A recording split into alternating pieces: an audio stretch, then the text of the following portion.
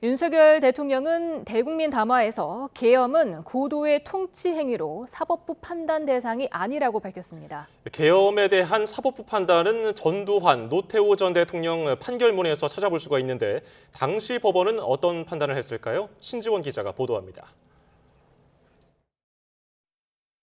대통령의 비상계엄 선포권 행사는 사명권 행사, 외교권 행사와 같은 사법심사의 대상이 되지 않는 통치행위입니다. 비상계엄에 대한 사법부 판단은 1997년 전두환, 노태우 전 대통령의 내란죄에 대한 전원합의체 판결문에 등장합니다. 대법원은 대통령의 비상계엄 선포를 고도의 정치적, 군사적 성격을 지니는 행위로 규정하고 정당성 여부를 판단할 권한이 사법부에 없다고 밝히긴 했습니다. 그러나 실질적인 판단은 다음 대목에 등장합니다.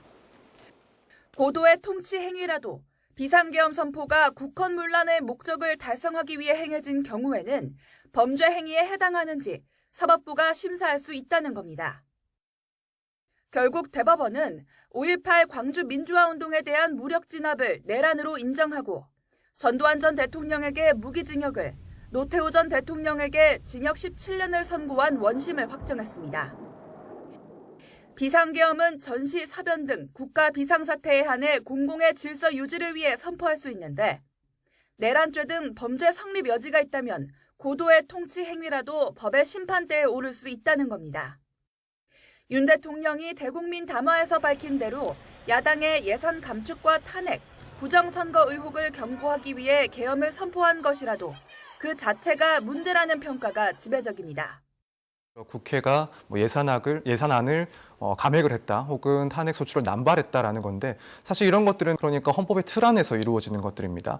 오히려 이런 비상계엄이 헌법상 그리고 법률상의 요건을 갖추지 못한 상태에서 비상계엄 당시 대통령이 직접 군과 경찰에 구체적인 지시를 내린 정황이 드러나고 있는 가운데 내란죄 성립 여부에 따라 비상계엄이 고도의 통치 행위가 될지 범죄 행위가 될지 사법부 판단이 엇갈릴 전망입니다.